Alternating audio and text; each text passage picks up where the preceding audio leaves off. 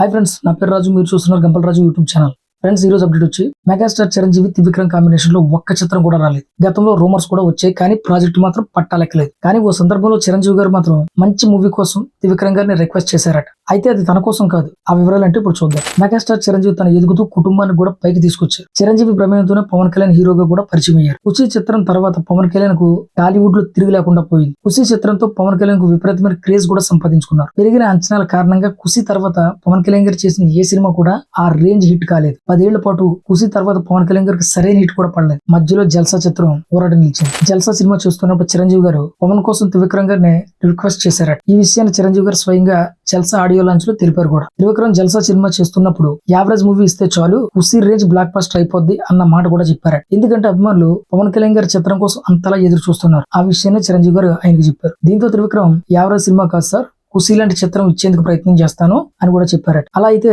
ఖుషీకి 10 రెట్లు super hit అవుతుంది అని కూడా చిరంజీవి గారు అన్నారట. జల్సా సాంగ్స్ ఇప్పటికీ కూడా పవన్ గారి కెరీర్ లో బెస్ట్ ఆల్బమ్ గా చెప్పొచ్చు. జల్సా సినిమా యావరేజ్ టాక్ తెచ్చుకున్నప్పటికీ వసూళ్ల పరంగా సూపర్ హిట్ బ్లాక్ బాస్టర్ గా నిలిచింది. ఈ చిత్ర ఆడియో లాంచ్ లో చిరంజీవి గారితో పాటు అల్లు అర్జున్, రామ్ చరణ్ కూడా హాజరయ్యారు. అల్లు అరవింద్ ఈ చిత్రాన్ని నిర్మించిన సంగతి కూడా తెలిసిందే. ఈ చిత్ర ఆడియో లాంచ్ ఈవెంట్ ను ఆర్గనైజ్ చేసిన వ్యక్తి ఎవరో కాదు, అల్లు అరవింద్ చిన్న కుమారుడు అయినటువంటి అల్లు సిరీస్ ఈ ఈవెంట్ ని చాలా బాగా చేశారు అని సిరీస్ ను కూడా మెగాస్టార్ చిరంజీవి గారు కూడా మెచ్చుకున్నారు.